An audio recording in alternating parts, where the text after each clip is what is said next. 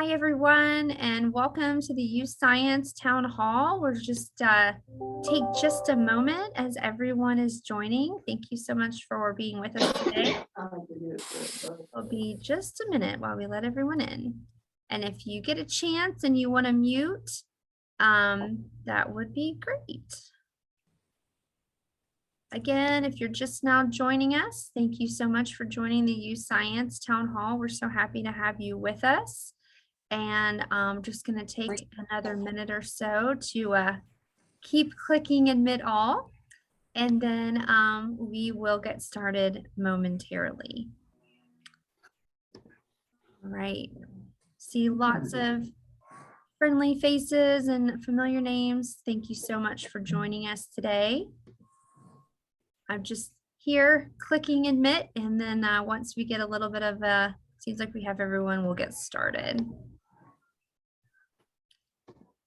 Okay. And for those of you just joining us, my name is Tara Johnson-Nome. I am the Associate Director for Workforce Development at the Northern Kentucky Area Development District. And I am the Director of the Workforce Investment Board. And we're just here letting everyone in. Great, okay.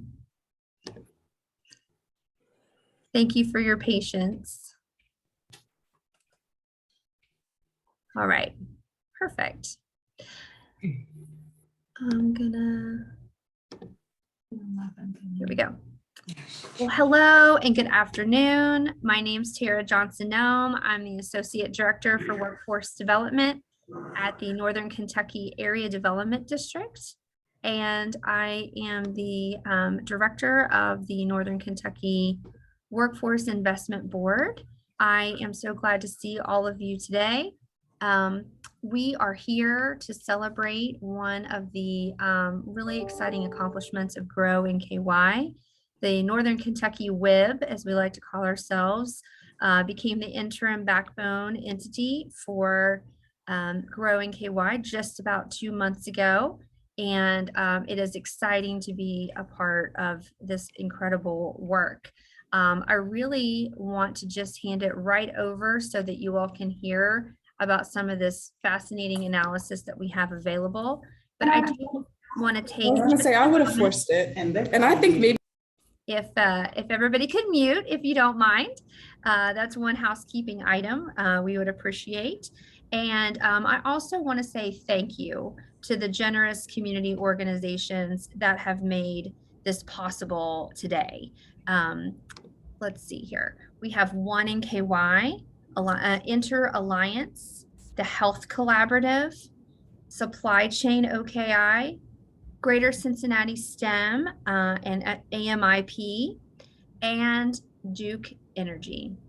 And speaking of Duke Energy, it has been the passion and tireless work in the field of workforce development that has led really to the creation and continuation of the GROW in KY initiative of our first speaker, Rhonda Whitaker.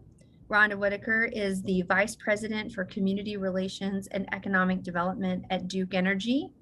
She was a founding member of the GROW in KY Steering Committee and remains on that committee, as well as many other leadership positions across our region. So Rhonda, thank you so much for being with us, and I will turn it over to you. Absolutely. Thank you, Tara. I hope you can hear me okay. Mm-hmm.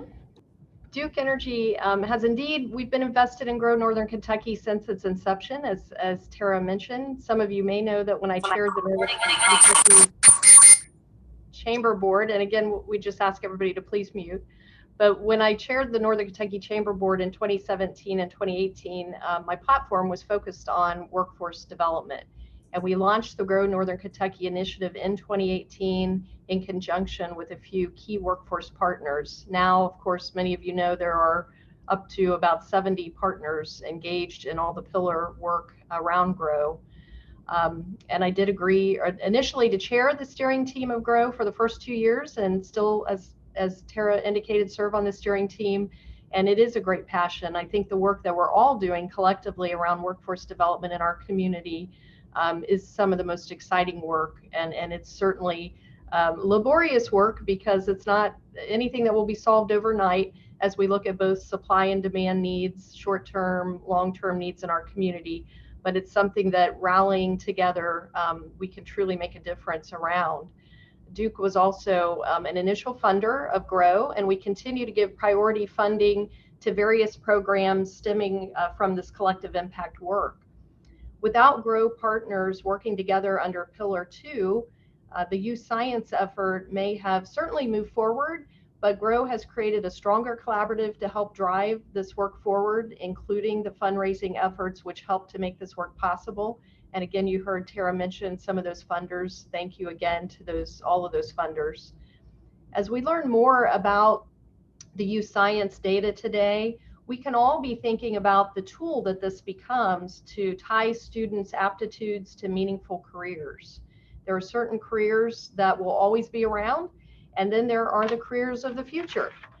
And for those of you who work in the economic development field, we are certainly seeing many new prospects who have different employment needs.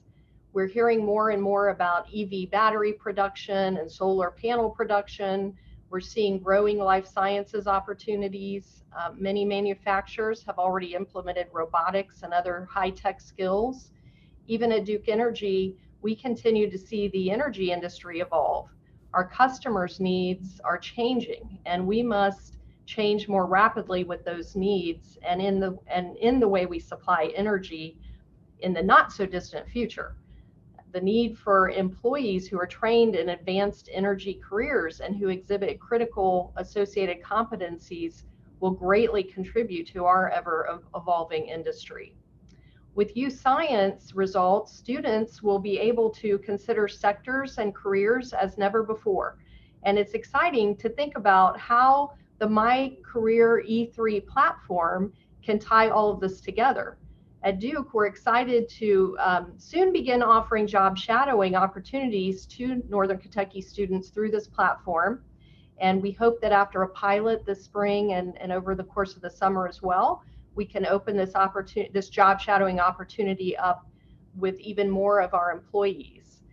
So today you are going to hear from several speakers, including a speaker here that I will introduce in just a moment from Learning Grove and Navigo, who will talk about the YouScience data release specifically.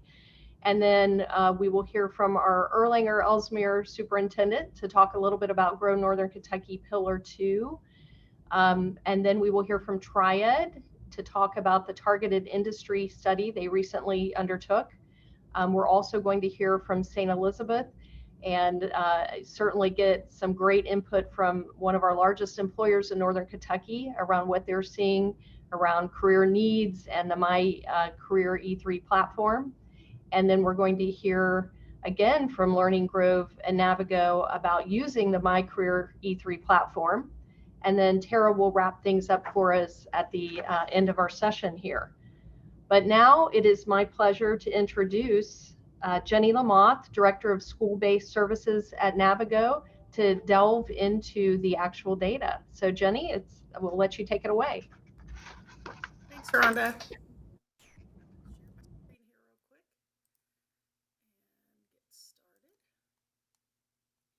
All right, does everybody see that full screen?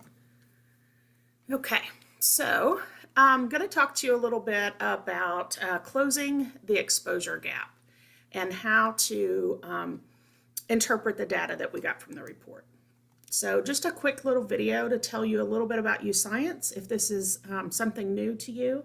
So we're not going to go into the tool and what it is, but this will give you an overview, and I'm happy to give you more detailed information at a later date if you're interested. What do you want to be when you grow up? That question can feel overwhelming with so many choices out there. But you have talents that aren't just juggling or singing. Maybe you visualize 3D objects easily or recall random facts on a whim. These talents play into real careers, and YouScience will show you how. YouScience helps you discover your aptitudes, a fancy word for your natural talents, by using brain games to unlock how your mind is wired. Understanding what your interests are and connecting you to careers that are meant for you.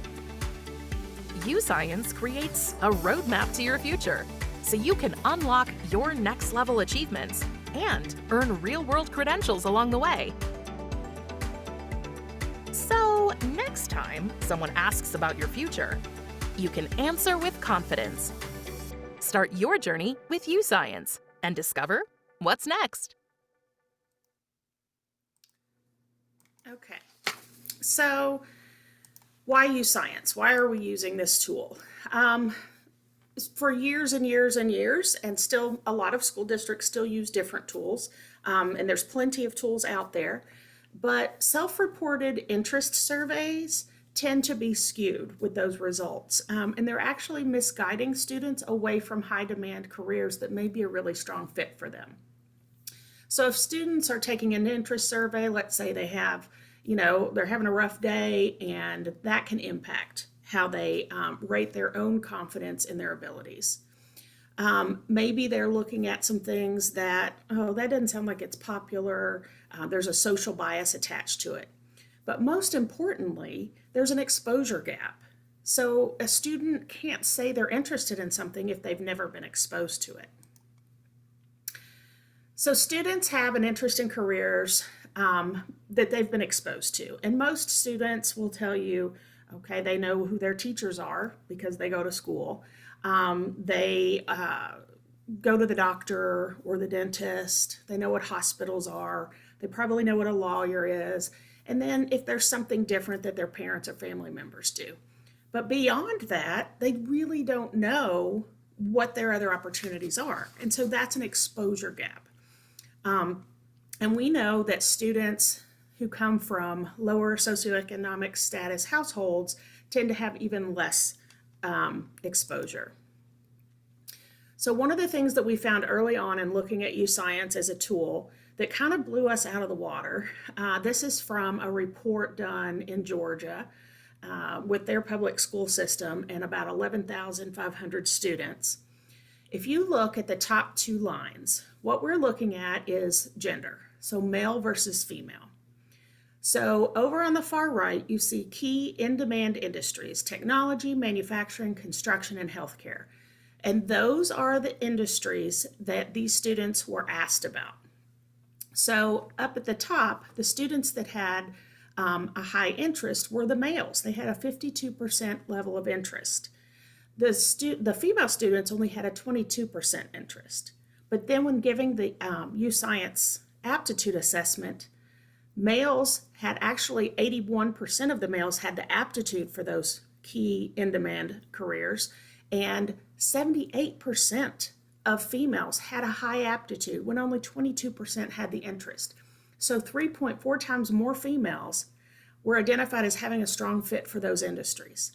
So how are we going to help those students build that exposure gap, bridge that? The second two lines, we're looking at ethnicity, students of color. So if you look at high interest, 43% of white students had interest in those areas, technology, manufacturing, construction, and healthcare, but 80% had high aptitude. Black students had a 31% level of interest, but 78% level of aptitude, high aptitude for those careers. Hispanic students, 43% high interest, 79% had a high aptitude. So again, we're looking at a gap. And then other students of color, 33% had the interest, 79% had the high aptitude. So what we know is there's a huge exposure gap out there. And we feel strongly that being able to utilize YouScience really levels the playing field for these students and helps them see what all the other opportunities are that they may have a really strong aptitude fit for and could be very successful in. Okay, so I'm not going to go into the actual aptitudes that are being assessed, but I'm happy to do that by request. If you guys want to reach out to me after this, I'm happy to go through what the assessment looks like. Okay, so this report takes in a little over 10,000 students completed their assessments, and we have about 9,000 more students in Northern Kentucky who are in some stage of progress and just haven't completed. It does take about 90 minutes to complete, so it is something that, takes some time to get students through it. So a little over 10,000 students, 14 different schools, and these are high schools. And the report is going to show us two areas: job and family fit, and then CTE pathway alignment. So before we get into that, what I wanted to show you are the demographics of the report. So it's almost 50-50 for gender distribution. You can see there 52.7% female, 47.3% male. 81% are white, 5% black, 5.4% Hispanic, and other students of color fall in that 8.6. Okay, so let's dive into the first part of the data. So this is going to give us job family summary. So healthcare practitioners and technical was the number one area of aptitude for students in Northern Kentucky. Now, if you go into the report later, which we'll give you the link to, and you can go dig into it on your own, it's going to list out 20 different ones. We're just focusing on the top 5. So if your industry isn't in this top 5, don't panic. It might be 6 or 7, but the 20 are in there. So when you're looking at this, the blue line represents aptitude. So of those 10,000 students, 69% have a high aptitude for healthcare practitioners and technical.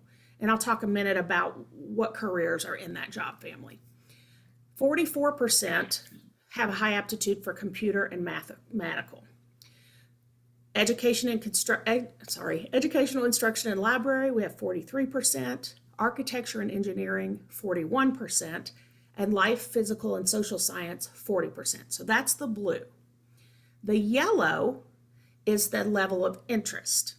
So if we look at healthcare practitioners and technical, 69% have the aptitude, but only 45% have the interest. So we've got some work to do to expose them to all of the opportunities within that job family. And obviously that applies to each one of these categories. The kind of blue and yellow merged together, that is overall. So in a student's results, when they are looking at their results in YouScience, and then the report gives us that information, that is overall. So that combines their interest and their aptitudes and tells us what those can come up with. So 56% of the students have a combined aptitude and interest for healthcare practitioners and technical. If you have questions, please feel free to put them in the chat. I'm not seeing that right now, so I'll rely on Tara or someone to pop in with questions. So again, just to make sure you understand what you're looking at, the blue line is percentage of aptitude of those 10,000 students for that job family. Yellow is interest of 10,000 students for that job family. And then that kind of blurred line that's yellow and blue together is a combination of student interest and aptitude. Hey, Jenny, Yeah, can you reiterate why just those 5 are on the page to start? so those are the top 5 for the report actually gives us 20. But we just pulled out the top 5 to share with everyone, and we will give you a link to dig into that report, and you'll be able to see all of those 20 and what the percentages are for the rest of those, the other 15. Thank you. Yeah, I'll post that link at the end. Okay, perfect. Okay, so we're going to dig a little bit deeper into those 5 categories of job family. So the first one is healthcare practitioners and technical. So more than half the students included in the report, I think it was 69%, have the aptitude needed for healthcare careers across all ethnicities and genders. So if you look at the left, what we're looking at, the yellow for male, so that shows the interest in males in this job family is 36%. But the aptitude for males is blue, that's 70%. And if you remember that 51%, that's the That's the overall, so a combination of interest and aptitude. To just kind of make things most simple as you're kind of thinking about this, you can kind of put the overall aside because that gets into algorithms and some other things that we won't get into today. But basically looking at 36% have interest, but 70% of these males have aptitude. So about half of them have the interest. We need to work hard to get them exposed and help build their interest. So for females, 53% have interest, 67% have the aptitude. And then there's that combination in the middle. And then if you look over at the percentage of students by ethnicity. So if we're going to look at, let's say, white students, 47% have the interest, but 67% have the aptitude. Black students, 38% have interest in this job family, 76% have aptitude. So again, we've got a lot of work to do. And then 57% for that middle section is that overall again. And hopefully that's clear. I'm like beating a dead horse with it, so I apologize. I kind of live and breathe this, and I don't want to make any assumptions that this makes sense to anybody. Hispanic students, 39% have interest, but 79% have the aptitude to be successful in this job family. And then other students of color, 41% have interest, 69% have aptitude. And just to kind of give you an idea, this is kind of anywhere from acupuncturist, internist, pharmacy tech, vet tech, and kind of everything in between. When you do go to look at the report later, it will define all of the careers listed in the job family. I just want to throw out there a few of them so you kind of understood.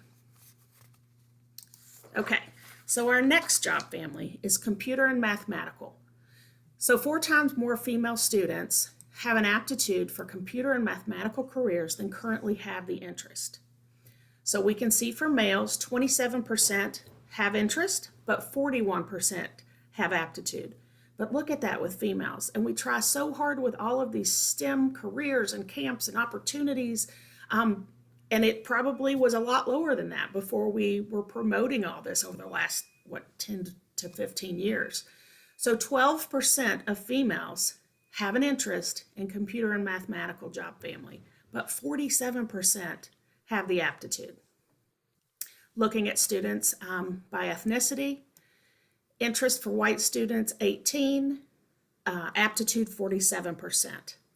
Black students, 23% have interest, 23% have aptitude. So it's kind of unusual when we get there, and it's kind of across the board.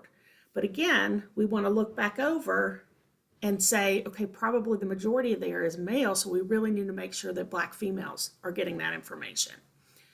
So interest for Hispanic students, 20%, aptitude, 30%, 23% of other students of color, and aptitude, 41%. So we've still got some work to do. It's not as severe of a gap as we had in the last family. So this will include things from biostatistician, geospatial information scientist, and technologist. Anybody know what that is? Because I've learned a lot through this. Telecommunications engineering specialist to web developer. Okay, so trying to be aware of my time here. Okay, so the next is educational instruction and library. So 82% of female students have both the interest and the aptitude for educational instruction and library careers. So if we look at the gender breakdown, 21% of males, 30% of females, 56% of females have the interest, and 49% have the aptitude. There is a little bit more close alignment here. And again, if you remember, when we talked about in the beginning, a lot of students, teaching profession is something they're aware of. So there's little less of a gap there with the exposure. So white students, 40% have interest, 40% have aptitude for it. Black students, 37% have interest, 40% have aptitude, so still a little gap there. 36% of Hispanic students have interest, 44% have aptitude. 35% of other students of color, and 42% have the aptitude. This is anywhere from adapted physical education specialist to a curator, forestry and conservation science professor, museum tech and conservator, to a sociology professor. So some of these careers are like, wait, wouldn't that fit in the other category? So that's why, for me, it's been very interesting to kind of dig a little deeper into what those careers are. And again, that's an appendix to the report that you'll have access to. Okay, so the next category is architecture and engineering. So we've got some work here to do. So 5 times more female students have the aptitudes for architecture and engineering careers than currently have the interest. Again, I feel like this goes back to that STEM. My daughter is one of those who actually has interest and the aptitude for. So it's helped me learn a lot about that as well. So for male students, no surprise, 27% have interest and 43% have aptitude, that those numbers are larger than they are for females in terms of interest. So 8% have interest, 40% have the aptitude. Again, a lot of work to do to make sure that we're exposing them to all the exciting possibilities in that job family. White students, 16% have interest, 44% have the aptitude. Black students, 15% have the interest and 18% have aptitude. 15% Hispanic students have interest, 27% have aptitude. 19% of other students of color have the interest and 37% have the aptitude. And this can include things from aerospace engineer, electronic drafter, geodetic, probably not saying that right, surveyor, to marine architect, who knew that was a thing, to surveyor, to wind energy engineer. I know that probably Rhonda's ears perked up there. Hey, can I ask a quick question, Jen? So from the chat, there's a question by Ashley, and I think she says for math, but I think we could kind of see this maybe for any of them. Do we know the ties between, aptitudes and interests and in teachers or teaching styles? Is there any kind of data around that? You mean the aptitudes in combination with what a student's maybe learning and teaching styles are? Well, Is like the that- teacher's teaching style in terms of some of and the, the impact on, yeah. don't. That may be something that's out there. It's not something that I'm privy to. I think that would be really interesting to be able to look at that information. I think we can all think of teachers we've had that have been super impactful on us. And for me, some of those teachers have been, really teaching to my learning style, but they may not have been as impactful to another student who learns to a different teaching style. So I think there could be a little bit of ambiguity in that, but I think it would also be very interesting to dig in a little bit deeper. Thank you. Yeah. And then so this last category of those top 5 job family alignments. So this is life, physical, and social science. So this is kind of a big cluster of things together.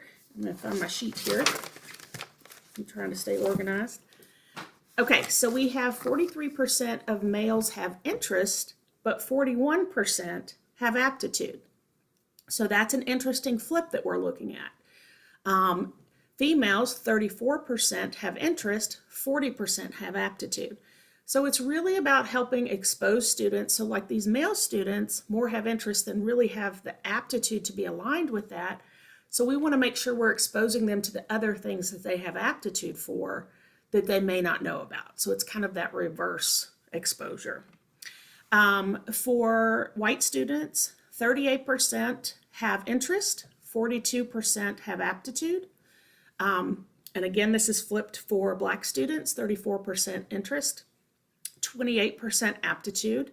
We've got some other flipping there as well with Hispanic students and other students of color. And to kind of help you wrap your mind around what all falls in this, it felt like there was a lot kind of lumped into this job family that overlapped with like architecture and engineering. and some instructional areas, and maybe computer and mathematical.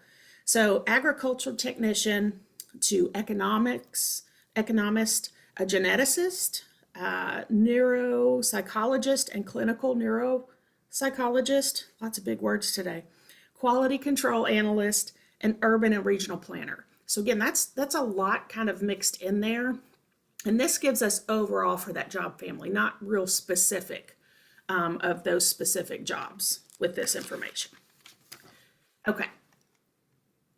Tara, you look like you wanted to say something. I was going to ask one more question from the chat, Sure. which was, and I think I kind of know the answer. The question is there any chance that the students are maybe not understanding the specific occupations, or, well, are there parallels with this path and the other? But if it's my understanding that the report, that they're not necessarily picking in the interest side, that they are picking, but in the aptitude side, they don't really see any of that. Is that accurate? Correct. So the assessment itself, there are, I believe it's 11 different brain games that the students are doing. And like one is about idea generation, one is visual spatialization. So there's all these different categories. They're not picking anything. Yeah. And the area that it asks about interest, it actually gets into the type of work that a student values. So it's, for me, I think one of mine was competitive, social, and something else. So it gives you 3 different things that that's the type of work you like. It doesn't say, hey, do you want to be an electrical engineer or do you want to be a dentist? It doesn't get into that. It just talks about the type of environment, the type of work, working with hands versus, versus anything, I guess, but working outside, working inside, things like that.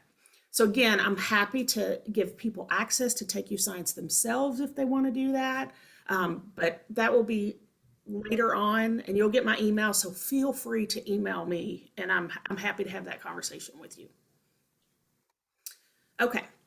So that was the top 5 of the job family categories that we went into. So the next thing I'm going to take you through of data that we get and from this report, and I'm going to kind of go quickly through this because it can get a little redundant, but I want you to understand what's there, and it just helps us illustrate a little bit more the work we have to do as a region to make sure that we're offering opportunities for students. So this is fit by CTE pathway. So CTE is, I just completely went blank on everything that I'm thinking right now. So Career and technical. This is career and technical. Thank you. I was like, give me a C word. Career and technical education pathways. Sorry about that. And again, in the report, it's going to list out 20 for each thing that we're looking at here, but we're just sticking with the top 5 as we get into this. So a couple of things to take away from this. 11% of female students have the aptitude for cybersecurity, but 0 have interest. And that's one of the female top 5 CTE pathways. 9% have an aptitude for programming, only 1% have interest. So there's an opportunity to nurture interest for these in-demand careers. And I don't want you to get thrown off by these numbers being smaller than what we were just looking at. This is really kind of drilling down a little bit deeper into a job family. They're not necessarily the same thing, but this is going to nail down a little bit deeper for the student. So those percentages are smaller because there's more CTE pathways than there are job families. And then overall, male students' pathway recommendations are less concentrated interest-wise than female students. So there's an opportunity to really create interest for in-demand fields like healthcare, technology, and quality assurance. Okay, so what I'm going to take you through really quickly is this is the top CTE pathways for all students of that 10,000. Okay, so we're going to lump together everybody, boys, girls, males, females, and all the ethnicities. So everybody kind of lumped together. The top 5 CTE pathways that these students have aptitude for are non-invasive technology and healthcare and diagnostics, which we kind of saw that with the job family, agri-science systems, which is a huge up and coming industry, and cybersecurity, programming, and quality assurance. Sorry, I'm so tongue-tied today. And then their top 5 interests are counseling and mental health services, which again, probably exposed to a lot of, especially these last few years with the pandemic. We hear about things like this a lot. Teaching as a profession. Again, they're with their teachers. Even if they're homeschooled, they know who a teacher is. Their mom or dad is their teacher. Graphic design, early childhood care and education, and then sports medicine, therapeutic services. Well, that's no surprise around here because of all the professional athletic teams that we have around us. So again, aptitude versus e-alignment. So now I'm going to drill down a little bit for you, and I'm just going to kind of go pretty quickly through here. Again, you're going to be able to dig around for yourself, and there's 20 for each one of these. I'm just giving you the top 5.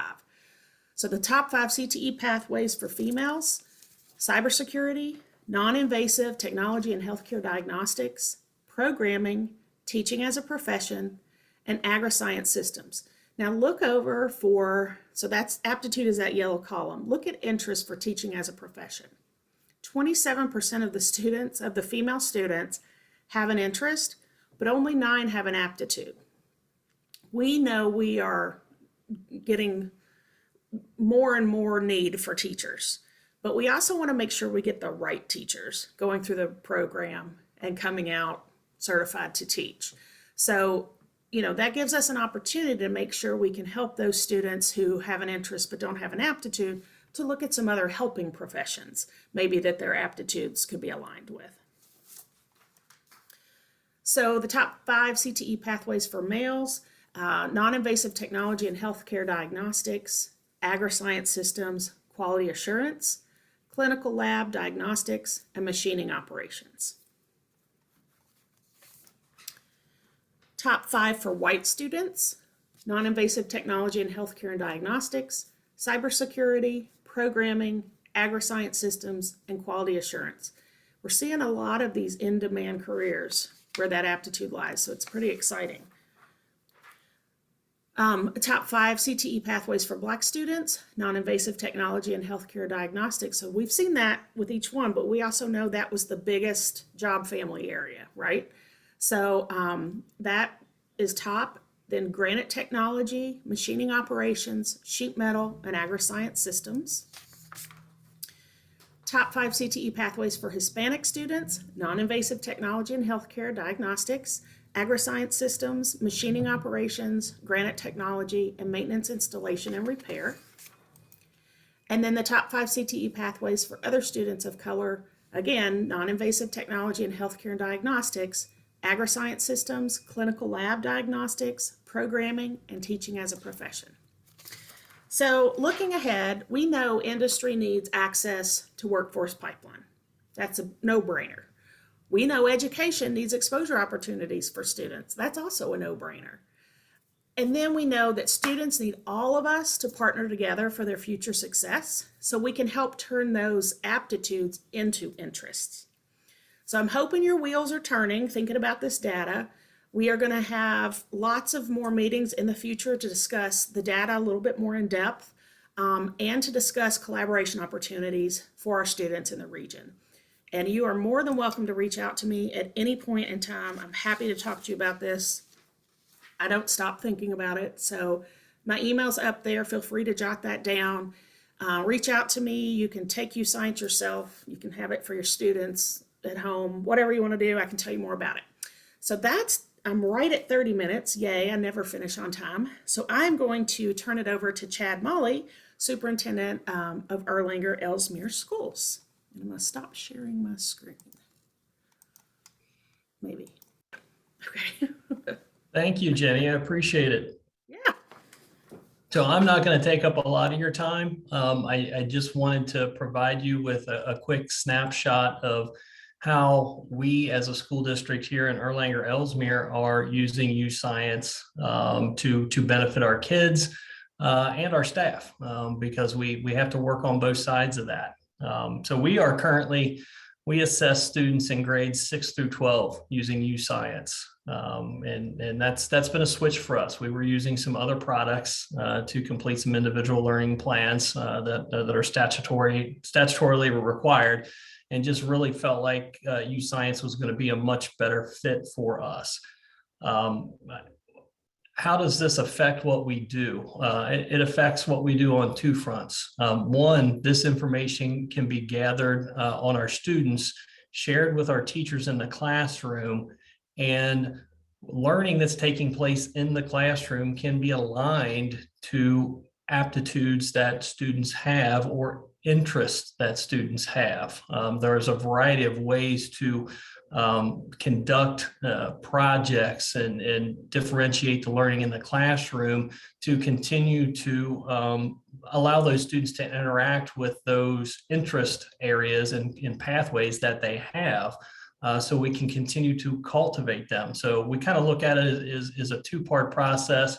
One, making the students aware of job opportunities within areas that they either have interest and aptitudes that are aligned, or as you've seen from a lot of this data, there are many cases where students have aptitudes for career pathways, but don't yet have the interest in them. So being able to gather that data and provide opportunities for students to build that awareness in what those career opportunities are is very, very important. That kind of ends on the back end when our kids get to 11th and 12th grade.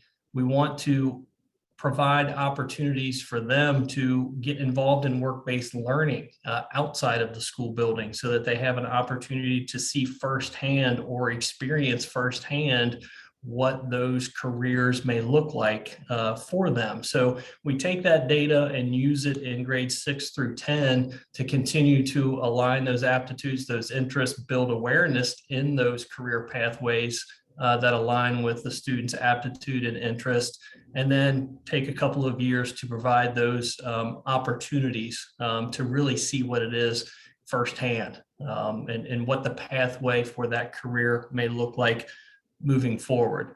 And Jenny, thank you. You did a great job of presenting that data, and you really highlighted the one thing that jumped out to me when I first looked at this data was that there is a significant gap between what our kids have an aptitude to do and what they have an interest in. And I really think it's about the exposure and awareness to those career fields and getting them to see what those things look like. So again, from a school standpoint, we can start to cluster kids around those interests and aptitudes, and then reach out to our community and business to provide opportunities for those students and those businesses in the community to interact and provide those opportunities and cultivate that awareness of what's out there for them. So that's a quick summary of how we're using that here in the Erlanger Ellesmere schools. And I know there are many other districts out there that are doing things very similarly with the YouScience data, and certainly appreciate the opportunity to be able to be a part of it and use this data. It is really a tremendous tool that can help us align the work that we're doing better to what our kids have an interest and aptitude in doing once they exit high school and head to post-secondary. Hey, Chad, there's Yes. a question in the chat from Dave about, not sure if you have this estimate, but maybe how much time maybe monthly that students might spend on reflecting upon YouScience, and what kind of staff person would be leading that effort. Okay, so I don't know that I could give you an absolute time. So I can give you a little picture of, again, how it works here. I don't know how it works in every school district, but at our middle school and at our high school, they have a dedicated period each day that's about 35 minutes long.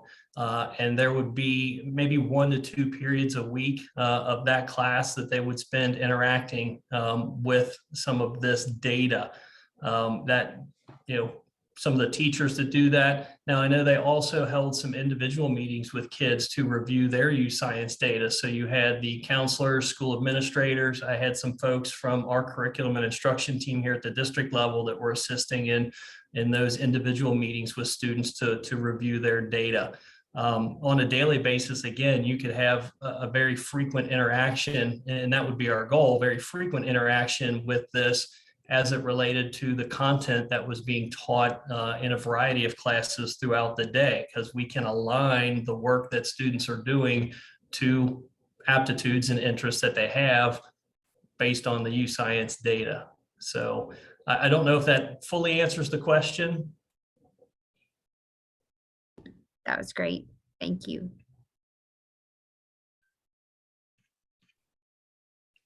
Okay, well, if there are no further questions of me, I am going to turn things over to Kimberly Rossetti from the Northern Kentucky Triad. Hey everybody, thank you so much. So happy to be here today. And I think Tara's going to pull up my slides. I'll wait just a second. So for those of you who don't know me, I'm Kimberly Rossetti. I work at Northern Kentucky Triad. I lead our economic development efforts for the 3-county region, Boone, Kenton, and Campbell County. We are a 35-year-old company that really have 2 service lines in terms of, economic development projects, the companies that are expanding here and that are also locating here, as well as new projects that are coming in, new companies that are looking to invest in our area.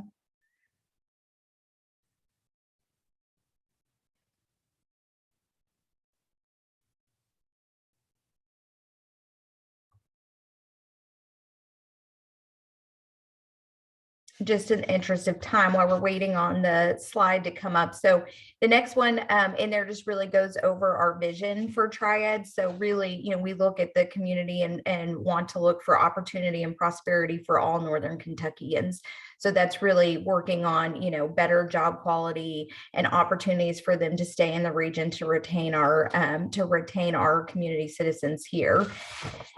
So we actually went through a complete new target industry study last year, and all of the results were unveiled in January. So some of you may have already seen this. Also, thank you to Duke Energy for their participation and support through a grant for us to be able to do this study. And on slide 3, if you'll go forward just a couple, wanted to share some of the key takeaways within the presentation.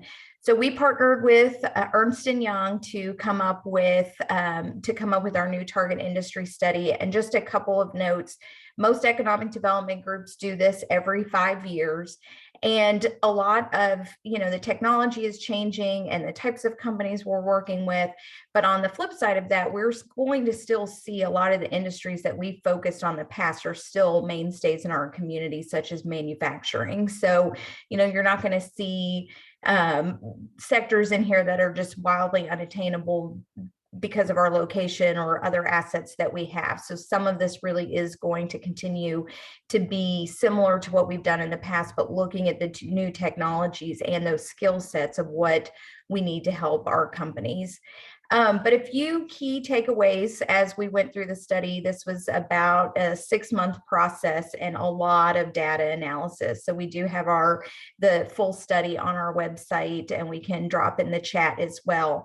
But if you'll go back one slide under the key takeaways, Northern Kentucky led the state in employment growth from 2015 to 2019. I think that's a very powerful statement to show the power of our region, what we have in terms of assets for the companies we have here, the people that we have here, and the business attributes that make Northern Kentucky a great place to do business. So if you'll look at that, we really are a powerhouse in terms of the state and the types of growth that we're seeing. The primary area of growth was in the transportation and logistics area, which is probably not a surprise given our just natural geographic location. And we definitely benefit from being in the Cincinnati region. But one thing that was very telling in this report was that our region tends to export our higher skill and higher wage workers outside of Northern Kentucky. So they're going into the Cincinnati metro, or even further north, or even further south into the Lexington or Louisville area. So that is really an area that we see, over the next, as we look at our strategy for our community in the next 5, 10, 15, 50 years, how do we make sure that we're keeping those higher skill and higher wage workers in here? And what's interesting, I took so many notes, I won't be able to cover all of them from Jenny's presentation, but so many of the, aptitude that these students are showing are in these higher wage areas that we want to grow in our area. So it really aligns with what students are showing in 6th grade all the way up to what our employers need today. So moving forward, this work will really inform our business retention and expansion efforts. We meet with 150 of our companies every year in our sectors that we'll reveal here in a minute to, understand, are they growing? And if they're not growing, why are they not growing? And what are those risks of why they could potentially leave? And how do we help them grow? And then it will also inform our work in terms of business attraction. So we have many companies that are reaching out every day that want to be a part of Northern Kentucky because of the different things that our existing employers are, find positive for our area as well.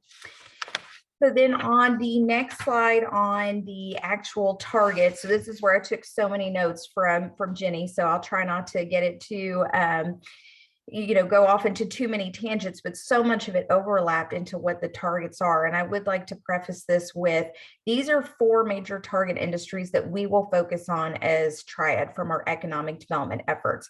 But we recognize there are many other industries within our community that are driving job growth that are just as important, but we tend to focus on tradable jobs. So companies that could either be here, or they could be in California, or they could be overseas in another country doing this work. And so they are here for other certain reasons, and that they add to our community. So in the very top, advanced manufacturing, again, that's going to be an area that we're always going to focus on because of the wages, and the machining was what really caught my eyes. We're going through all that aptitude in machining, and those, the projects that we see coming through, our light industrial and manufacturing projects, that is a component of every single one. It is also a huge gap when we meet with our existing employers and they say, we need machinists and we need, people with mechanical aptitude, and that is very difficult to find. So to see that there's such aptitude in the region from our students that could, really fill that position and be, making a really sustainable wage for their family is exciting to see. But it's that connection, again, the work-based learning, so that they can go out and see that these are great jobs, provide good benefits and pathways, for career success as well.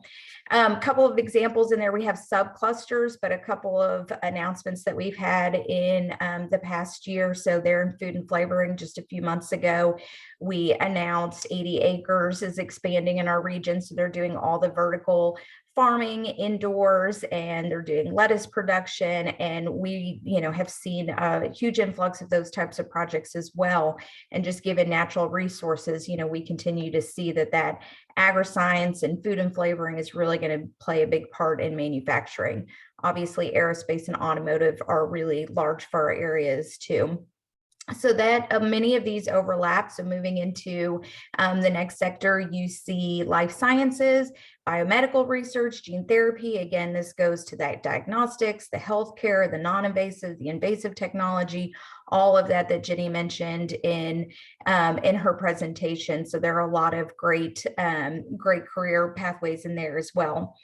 Moving into the next sector, this is one that I would say I'm probably the most excited about, because Triad has not focused on it in the past in terms of a target industry sector. They would work with companies in this area, but this is where we're going to see so much growth because of how it spans across all industries.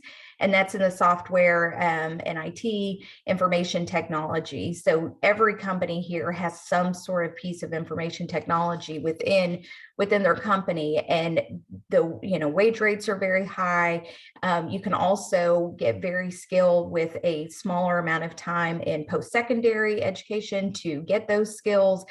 So this is an area that I think we'll see tremendous growth in as well, that's adding to our existing base as well. We've had several announcements over the past year within STEP CG, Gentis, as well as C Forward. So great sector there.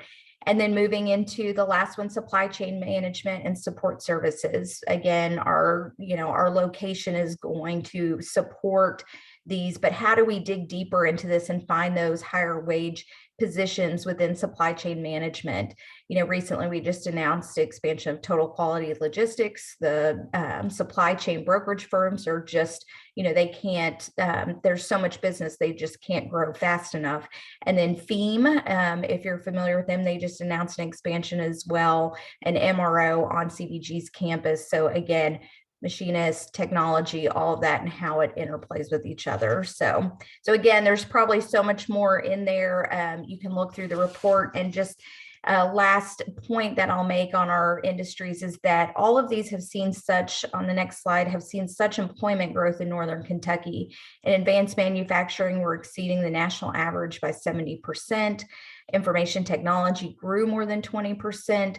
Life sciences more than doubled within the past few years since 2014. And then obviously supply chain, that's where we've seen so much growth. It's exceeded the national growth by tenfold. So, these are the areas that are growing and that we're going to see new opportunities in with our companies. So again, I know this is more of a today thing. These are the companies we're working with, but we have some companies, last point I'll make, we have some companies that want to build. And so they're not going to be in operation till 2025 and 2026.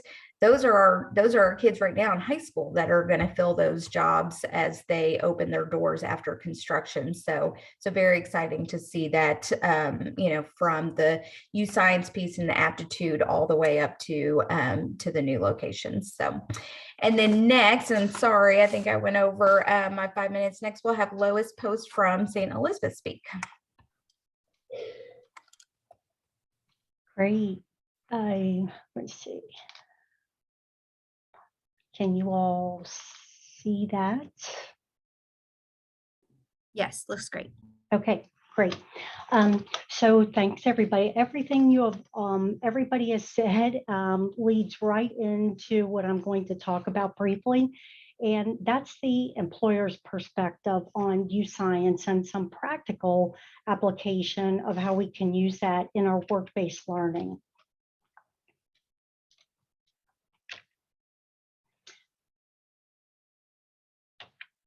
So why are we even talking about work-based learning? Well, as Chad said, it's a valuable tool for students to gain real-world experience, and it can help bridge the gap between high school and those post-graduation plans. As an employer, we want to we not only want to have the number of work-based learning experiences, but we also want to make them relevant to the individual student. And down the road, if that work-based learning is positive and effective, there's a chance that we could have that student as a future or an immediate employee of ours. And you can see just by the number of employees of St. Elizabeth Healthcare and physicians that we have plenty of our associates that can participate and provide these work-based learning.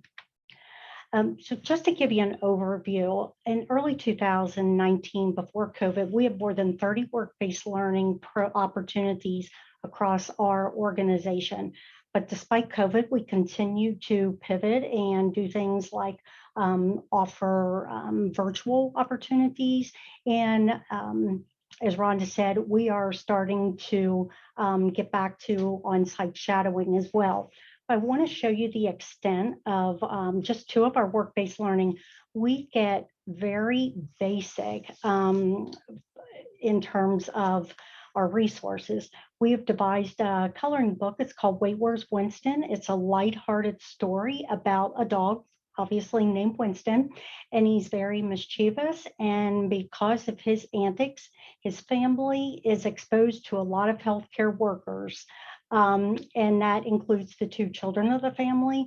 And so it's a way for kids to start talking about what they liked in healthcare workers and what their futures could look like. So just like YouScience says, exposure has that potential to increase interest. We're doing it early, pre-K. And in fact, the coloring books are coming in. I think I have about 2,000 on a pallet right outside my office. So, and then from those very basic work-based learning opportunities, we also started a very advanced work-based learning, which is the first healthcare apprenticeship in Northern Kentucky. And that's an actual paid employment of high school seniors, and they're functioning as nurse assistants. And as they graduate in May, we are hoping they stay as they continue going to college. So if we have all these great work-based learning programs, why am I here talking about YouScience? Because I think there are potential gaps. And I write potential because when I see students in these work-based learning opportunities, I only see a snapshot of them. So I don't want to take it out of context. I don't want to assume I know where they are in their career development path. But I do have examples that might tell you how YouScience could have helped. One student wanted to be a pediatric oncologist as well as a surgeon. She thought this would take 8 years of schooling. We talked that it was more like 12 plus, but she said, well, what can I do in 8 and kind of do the same thing? What could YouScience have done for her? Well, it could have revealed her aptitudes and interests, and she could have researched careers that meet her educational time frame as well as other parameters. We also had a young man, and he was attending our monthly health career meetings. He was one of the most attentive, dedicated, engaged young men I have ever met. Except after every meeting, I will say, well, what do you want to be? Pharmacist? No. Respiratory therapist? No. He always came back, I wanted to be a lawyer. But I would just could not get over the fact how engaged and interested he was. So what could YouScience have done for him? Well, again, reveal his aptitudes and interests. It could have helped him further explore his interest in law, but there's something in me that if I would have his results, I would probably bet half of my next paycheck that there were some health career matches in there as well. And then I have one student who was distraught over needing to decide on a specific career pathway before she could sign up for her junior classes. Now, I want to add here that I think that this was a bit self-imposed, not by the school, but by her. So what could it have done for this young lady? Well, again, revealed her aptitudes and interests. She could have, as Jenny said, explored job families that may help her to make those class decisions that she had to make in the next month, or her YouScience results. If she saw these and maybe she could see that she had some direction, it might have eased her anxiety. So what could YouScience do for employers? Well, YouScience, we sometimes do this. When they apply for our work-based learning programs, we ask them to relate their YouScience and not to be, one-sided or other career assessment results. And we make them relate that to why are you wanting to participate in that? Sometimes if the student shares that, we actually refer them to a more appropriate work-based learning opportunity. In 2018-19 Navigo Scholars Program, we used the individual students' YouScience results to actually schedule them for shadowing in specific areas and like specific healthcare professionals. And actually, Lorraine, who's going to be speaking next, she asked me to speak to a group of students from the River City schools who are taking dual credit classes in the healthcare track. That was so easy for me as an employer because I was able to personalize my presentation, but I was able to address all their questions based on their common healthcare interest. And for schools, we may be able to identify student groups, and I think, Chad, you said this, I was very impressed by this. We may be able to identify student groups who have a high aptitude for health career. And then maybe employers could potentially customize on-site school programs or clubs for these students. I'm not volunteering that, it's just a suggestion. But I think it's something that we could definitely springboard off of. And finally, and I'm going to steal one of Jenny's slides, healthcare practitioners and technical, more than half of our students had the aptitudes for health careers. So what does that mean? Besides the fact that I can probably work in this job past retirement, I think that's for sure. But I do think also that it means collaboration is key. So thanks for letting me tell you about YouScience and why I like it from an employer's point of view. Thanks, everyone. And now Lorraine, who I've already alluded to, Lorena Moore from Navigo, is going to finish it off for us. Hi, everyone. I don't have slides. You'll be happy to know when I talk really, really fast. So we'll get through this quick. I mean, what we've heard from all the speakers, from the data and everything is the exposure gap. Students that have high aptitude and low interest. So my role as the College and Career Connector is to help address that. It's to bring businesses to the table, to meet with the schools and students. It's to bring the students into these non-traditional occupations to see what they are about. And it's anything from doing a tour of a company, a shadowing experience, internships, bringing guest speakers in, everything and anything that can do to close that gap. Right now, I have 120 partners that are right now offering opportunities to students. And some of those partners, like St. Elizabeth, are offering multiple opportunities. So the businesses are right there. They are hungry for it. They're open for it. Next thing we need to do is get our students to meet them at where they're at and expose them to the industries. I'm working with some of the schools, like some of the rural schools who are just starting to roll out YouScience.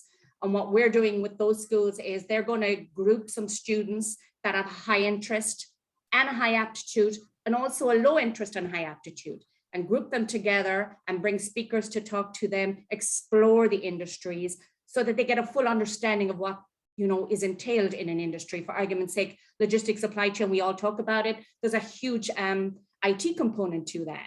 But people think of warehousing when they think of it. So just to broaden their horizons on that and then bring them out of the school into these businesses to see what it's about.